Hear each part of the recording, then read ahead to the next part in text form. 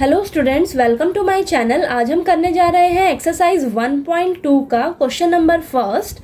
Prove that root 5 is irrational. हमें बोला गया है कि प्रूव करके दिखाओ कि जो रूट 5 है वो एक इर्रेशनल नंबर है।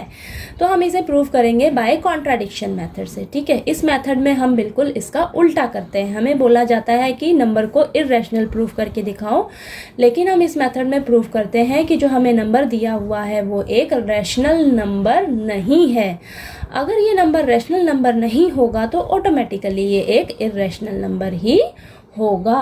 ठीक है, तो चलिए प्रूफ करते हैं। सबसे पहले हम मान के चलेंगे कि जो हमें ये रूट 5 नंबर दिया है वो एक रैशनल नंबर दिया है। तो लिखेंगे let us assume to the contrary that root 5 is rational. अगर हमें ये नंबर रैशनल नंबर दिया है तो rational numbers p by q की फॉर्म में होते हैं। ठीक है, तो हम रूट 5 को a अपॉन बी के इक्वल लिख सकते हैं। ठीक है, और यहाँ पर जो हमारा a और b है, where a and b are को प्राइम।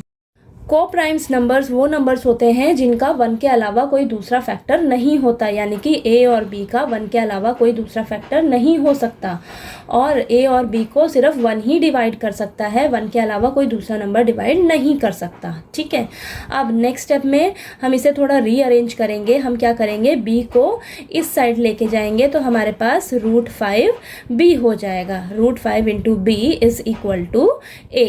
ठीक है, अब क्या करेंगे आप, नेक्स्ट स्टेप में स्क्वायरिंग बोथ साइड्स करेंगे। ठीक है, स्क्वायरिंग बोथ साइड्स। जब हम स्क्वायरिंग करेंगे बोथ साइड्स, ठीक है, तो आपने ये लिखना है रूट 5b का whole square is equal to a square. अब जो स्क्वायरिंग है वो रूट 5 के साथ भी होएगी और b का स्क्वायर। ठीक है, अब ये स्क्वायर और रूट आपस में कैंसिल हो जाएंगे तो हमारे पास क्या बचेगा, 5b square is equal to a square. ठीक है, अब आप अगर यहाँ पर ध्यान से देखें तो यहाँ पर 5 जो है वो मल्टीप्लाई में है b स्क्वायर के साथ, अगर इस साइड जाएगा तो डिवाइड में हो जाएगा। ठीक है, तो यानी कि यहाँ पर अगर आप ध्यान से देखें तो a स्क्वायर को 5 डिवाइड कर सकता है। ठीक है, तो यहाँ पर हम लिखेंगे a square is divisible by 5। ठीक है, अब जो 5 है वो a स्क्वायर को डिवाइड कर रहा है। अगर a स्क्वायर जो है वो 5 से डिविजिबल है तो हमारा a भी 5 से डिविजिबल होगा। ठीक है, तो a is also divisible by 5। ठीक है, ये आपकी हो जाएगी फर्स्ट इक्वेशन। ठीक है, अगर आपका a जो है 5 से डिविजिबल है तो इसको हम लिखेंगे, सो वी कैन राइट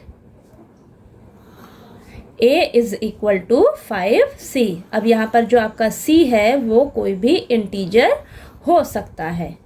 ठीक है, यहाँ पर जो आपका a है वो 5 से डिविजिबल हो रहा है तो a is equal to 5c।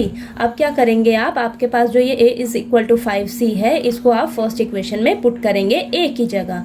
तो आप ये इक्वेशन फर्स्ट इक्वेशन लिख लीजिए। ठीक है, अब a की जगह हम 5c पुट कर देंगे तो यहाँ पर 5c का होल स्क्वायर हो जाएगा।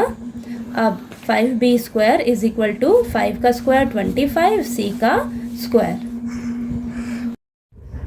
5 और 25 आपस में कैंसिल हो जाएंगे और कैंसिल होके हमारे पास क्या बचेगा, हमारे पास बचेगा b square is equal to 5c square.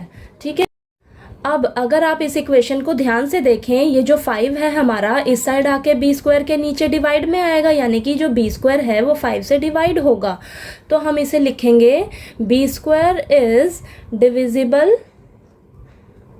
Bye 5। अगर हमारा b स्क्वायर जो है वो 5 से डिवाइड हो रहा है तो हम लिखेंगे b is also divisible by 5। तो हमारा जो b है वो भी 5 से डिवाइड होगा। तो ये इक्वेशन हो जाएगी हमारी सेकंड इक्वेशन।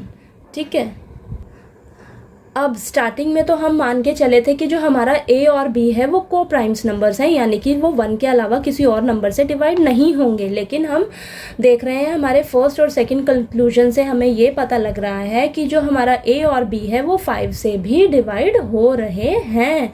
यानी कि हम जो स्टार्टिंग में एज्यूम करके चले थे कि जो हमारा √5 है वो एक रैशनल नंबर है, वो ए अपॉन बी के इक्वल है, वो एजम्पशन हमारी गलत साबित हुई। क्यों? क्योंकि ए और बी का 1 के अलावा कॉमन फैक्टर 5 भी आ रहा है। ए और बी जो है वो 5 से भी डिवाइड हो रहे हैं। तो इसे हम लिखेंगे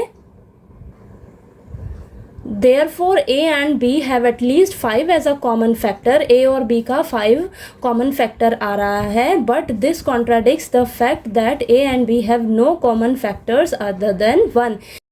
लेकिन ये हमें कॉन्ट्राडिक्ट कर रहा है क्योंकि हम स्टार्टिंग में मान के चले थे कि जो ए और बी है उसका 1 के अलावा कोई दूसरा कॉमन फैक्टर नहीं है।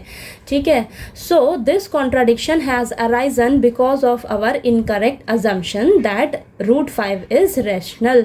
ये जो कॉन्ट्राडिक्शन आई है ये किसकी वजह से आई है? क्योंकि हम स्टार्टिंग में गलत एजम्पशन लेके चले थे कि जो हमारा √5 है वो एक रैशनल नंबर है। ठीक है, √5 अगर हमारा रैशनल नंबर नहीं है तो ये हमारा क्या हुआ? एक इर्रेशनल नंबर। तो लिखेंगे so we conclude that √5 is irrational. ठीक है।